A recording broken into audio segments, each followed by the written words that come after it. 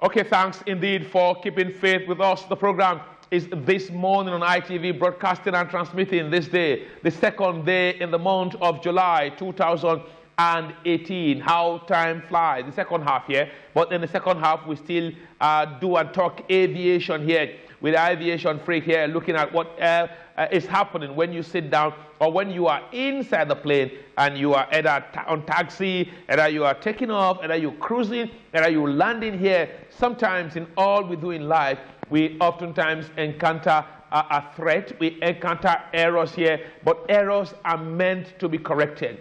Threats are meant to somewhat be tackled and somehow turned into something that is very nice here. And that as well happened in the aviation industry. Okay, let's have the introduction here. A very nice one here. My producer, Mr. Godwin N. Inke, has been our regular guest here.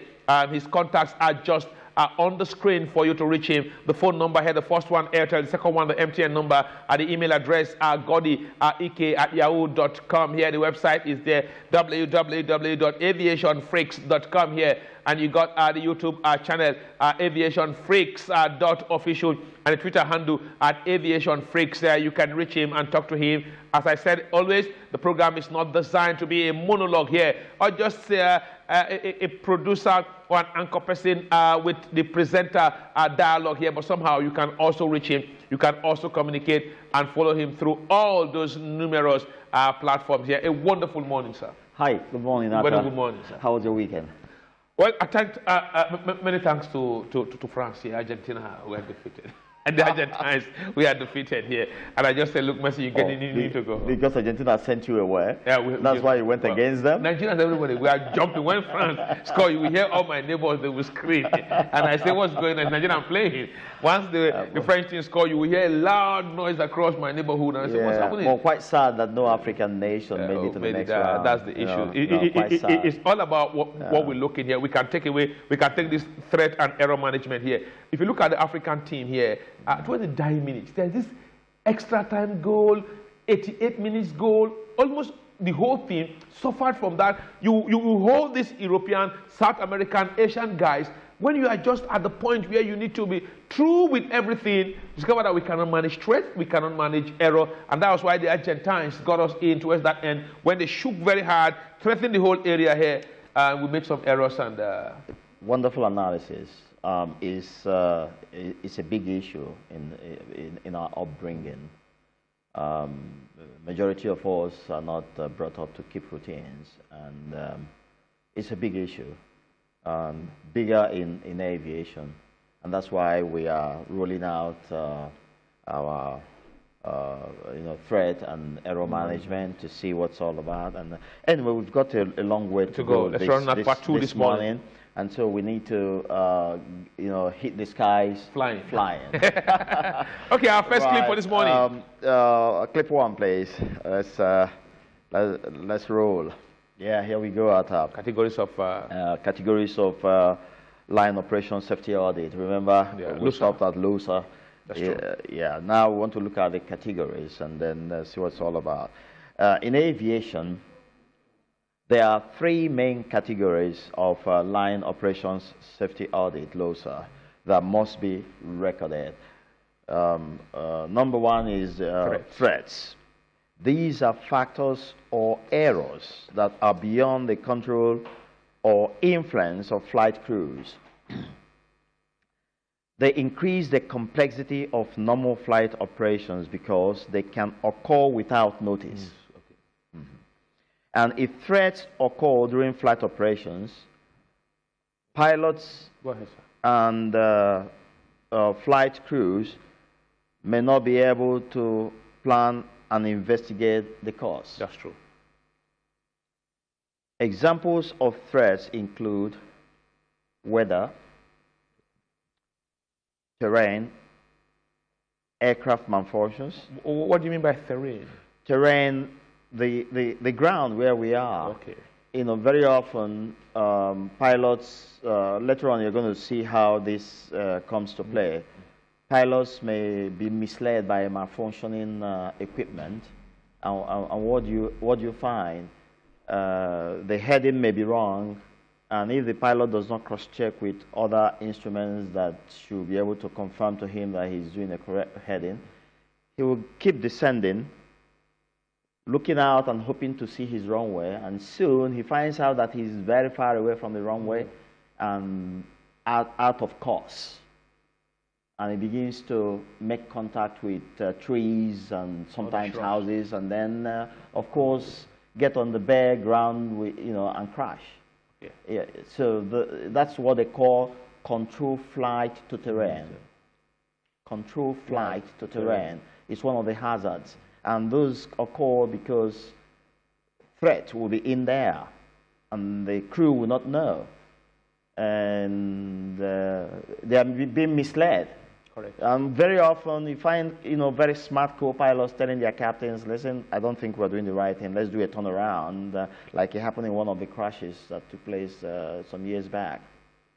The co-pilot just suspected something was wrong, but his captain wouldn't listen to him until he found himself on top of trees and he began to scream, oh my God, oh my God. It was too late. By then, God had given him a warning. Okay, let's just stick right, clip one. Yeah, back to clip one. Let's round it off. Examples of threats include weather, terrain, aircraft malfunctions, non-standard care. If we find time, we're going to look at those bits. Decision strategy errors, procedural errors. And protocol deviations. I mean, can you leave the protocol that has been set? What about the one you thought was before, about a plane that was taking off here and it got to pick up some object?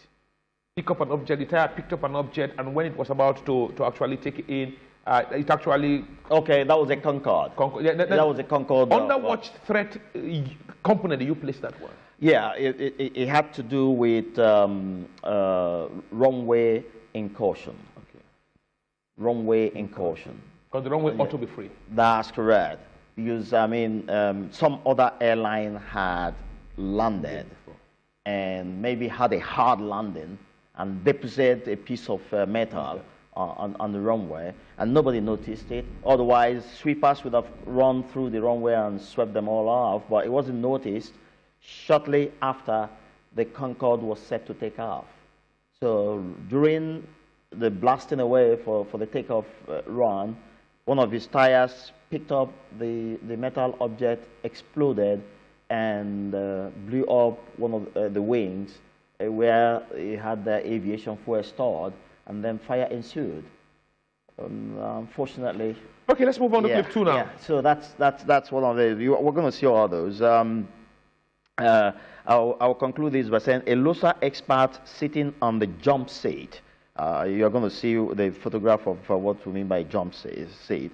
Must record these threats when they show up. Remember now we are dealing with categories of LOSA. That's the Line Operation Safety Audit. Clip two, please. Okay, categories of line operation. Okay, we still go errors now. That's correct. The number two is errors. These are caused by human actions or inaction that increase the likelihood of adverse events. They usually come from crew judgment and communication problems.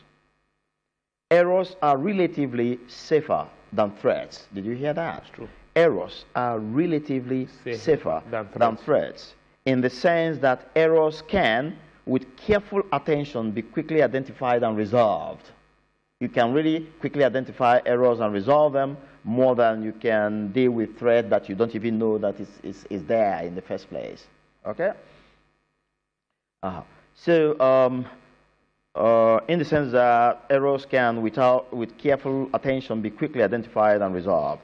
Crew members are usually encouraged not to be afraid of admitting their mistakes, as the learning process helps them understand the potential danger posed by errors to other crew members. They must be able to criticize each other. Correct. Examples of errors include procedural errors and the violation of standard operating procedures, usually known as SOP, S-O-P, whether intentional or unintentional. Okay. Clip 3, very quickly, please. Clip 3. Number 3 is undesired aircraft states. These are aircraft configurations or circumstances that are caused by human error or by external factors. The management of unintended states are important as they can lead to serious and unacceptable incidents. For instance, navigation problems on the primary flight display, the PFD, may lead pilots to making incorrect decisions which may cause injuries or fatalities to passengers and crew members. I mentioned that a moment ago to you about how pilots can make mistakes when some malfunctioning of equipment takes place. Pilots can also control their flights into the terrain due to wrong headings resulting from faulty compass or altimeter.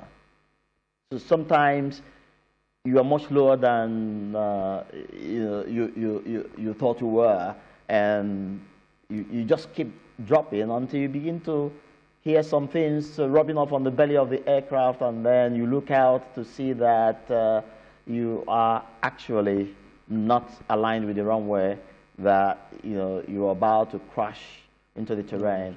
And then at that point, more often than not, this awesome machine, you see, is beginning to say to you, I want to touch down. Once you leave your decision altitude, where you have to make up your mind whether you are continuing with that descent, during your final approach, as soon as you leave that height and come a little lower, one, your speed is slower, the gravitational pull is higher, and of course, the plane at that point wants to touch down. Even when you put power to get back into the skies, it takes a while. And very often it's usually too late. Because remember what I taught you about, losing your airspeed when you have a high angle of attack, and then you stall and begin to fall down vertically. Once that vertical fall ensues, no matter how much power you put, the plane stops flying. The vertical drop continues until it hits the terrain. The only chance you have is if you have height advantage. Got about 3 minutes. That's correct. Then you take a dive, gain some speed, level off, and then fly away from the stall. But if it's a low-level stall, you are doomed. There's no chance. Absolutely no chance. So let's go. Where are we? Let's move to clip 4. Clip 4. Clip 4, please. Here we go. Safety exchange process. Safety change process. Safety change process. Yes. SCP. Usually known as SCP. Fondly known in aviation as SCP, safety change process is a formal mechanism under LOSA. Remember LOSA? Line Operation Safety Audit. So this is a formal mechanism under LOSA which airlines can use to identify active and latent threats to flight operations. It is a guideline that communicates graphically what is an imminent threat to current operations or who is causing the threat. Some of the steps involved in conducting SCP include collect safety issues, usually by LOSA experts. Okay. Conduct detailed analysis of risks and data. Good. Identify improvement strategies. Good. Analyze risks. Fund changes. Now you must put money on the table to get those changes funded. And the next one is that you must apply changes to operations. That's correct. Apply changes to operations, observe the impact of changes, good, and revise any changes when necessary. Good. I must tell you with all due humility, a lot of pilots still need to refresh. Do they go through this? Do they follow the procedure, or they just believe that, like what we say in school those days, past experience? You know, when someone cannot read, they say, look, don't worry, I will pass the exam. Let me go there, I will use past experience. That tempts me into bringing to you a topic that is titled Curse of Experience. Okay. Curse. Okay. C-U-R-S-E. Sometimes when you are too confident and they think you know it all, it is a curse. Okay. Because the likelihood is that you're going to make a fatal mistake and kill people. Okay. Right. Clip 5, please. Okay, that's clip 5 now. Yes. Effect of safety change process. Between 1996 and 1998, baseline observations conducted by one of the airlines using the defined SCP and LOSA data to improve its organization's safety culture showed positive results. Some of the values added included crew error trapping rate significantly increased by 55%. That, you know what they mean by error trapping? That is to say, you contain the error, you know, trap it up and keep it aside and never allow it to happen. So you see it before it creates a problem. That is what they mean by error trapping. So the crew, they, you know, when you employ safety change process, the SCP, one of the effects is that crew can quickly trap error, and it was noticed to have increased, the trapping has increased by 55%. This means that the crews were able to detect 55% of errors they caused. Do they admit it most times? They are encouraged to do so. Okay. It's part of the training. But you don't just grandstand until... That's correct. Very correct. Grandstanding is totally unacceptable. Okay. So, the other one is errors related to checklist performance were reduced by 40%. During the running of checklists, when you're supposed to you know, resolve some issues, the manual is there for you to really, if you run quickly, too quickly, the likelihood is that you're going to make mistakes. Yeah, but the safety change process is said to have reduced those errors by 40%. Errors related to unstabilized approaches. Example, tail strikes. And you want to ask what's a tail strike. Right. I will demonstrate that for you as soon as I finish reading through this clip. Control flight into terrain. Runway excursion were reduced by 62%. Generally, it has been concluded by experts that a proper review of SCP and LOSA data can prevent further disasters in flight operations. You see how important this is. If you come back to us, I'll quickly teach you. Let me have a little start.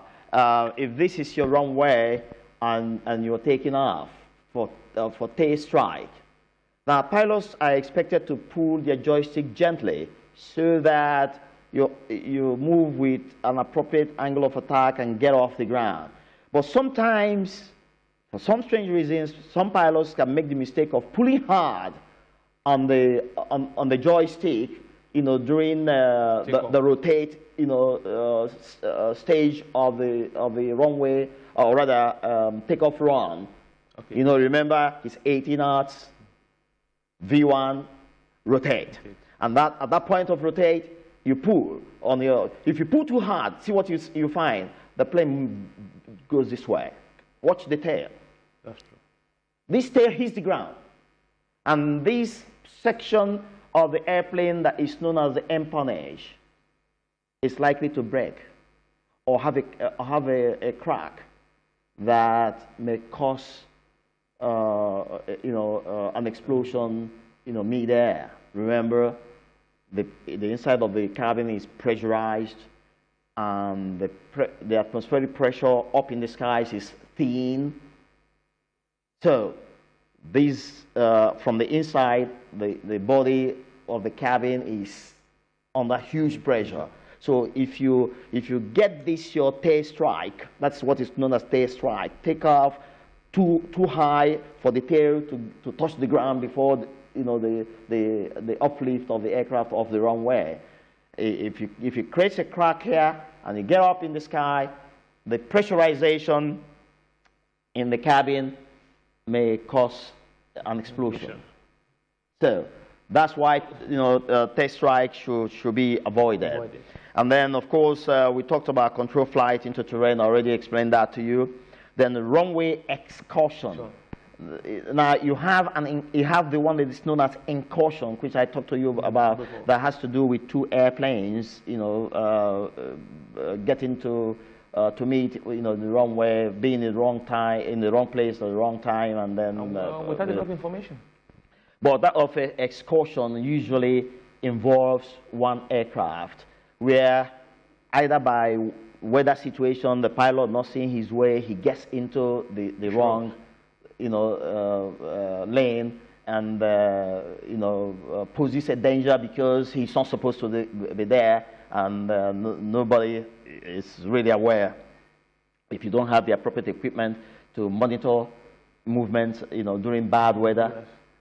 Then the likelihood is that some other person who's been allocated that particular place you wrongly went into may innocently head in there, and there will be yes. That is known as the runway excursion. Okay. All right. I think I've explained all those. So let's take a look at that photo very quickly, the door. Time is up. Take a look at that photo of the no. That was the one we did last week. Yeah, this was the one we did last week, and you were asking of the UAS and that sort of thing, and we failed to explain that. It simply means the upper airspace, UAS, and it means exactly what it states, the upper airspace. Yeah, I'm actually looking for the door. Oh boy. This is too zoomed in for viewers to see what I want to show them. Okay, we can describe that here. Yeah, no, but what I want to show them is actually on the left side. I don't know how this came to zoom in so badly. Is there any way you can reduce the zoom? I think we can. Yeah, it has been sent in this way program from the PC. What a shame. Next week, yeah, because I was going to show you on the side. The seat we had described a moment ago, where you find either the air hostess or those who are sitting in that's the jump seat, the jump seat, okay. The jump seat. You remember? Have you noticed that when a takeoff is about to take place, they bring the seat down, bring the thing down? Yeah, down. Then they sit that's correct. They bet up like the conventional one on the car. That's correct. They bring it down once the air is stable for they fold it back activities. They fold it back in and get it out of the way. Juice. I love that. Those are the jump seats. Okay. Those are the jump seats. So I needed you to really understand that. So if we have more questions you want to ask. No, I think our time is up now. But we have a program coming in after now. Yeah. The World Cup updates here. Yeah. But I think for next week, we'll be looking at what next week? I think we are going to be dealing with a very special series that will really, thrill my viewers. You know what it is? Environmental causes of aviation stress. Is going to be awesome, huge, and you're going to see what those in the aviation sector go through, and why we should keep our rules to the letter to ensure that human nature does not fail us. Okay. This machine That's a faithful machine. He's very faithful. Thank you very much, sir. Thank you very much for coming on the program. Thank you very much. Our time is up here. We thank you for investing your time. We wish you a very fruitful week. Oh, thank you, and you too. Thank you very much. Okay, on that note, we end the program this morning on ITV for this morning. We thank you for staying with us and investing your time with your darling station, Independent Television. On behalf of the management and crew, our staff, we say thank you. Have a lovely, fulfilling week ahead. The program comes your way again tomorrow morning at 7 a.m. Goodbye.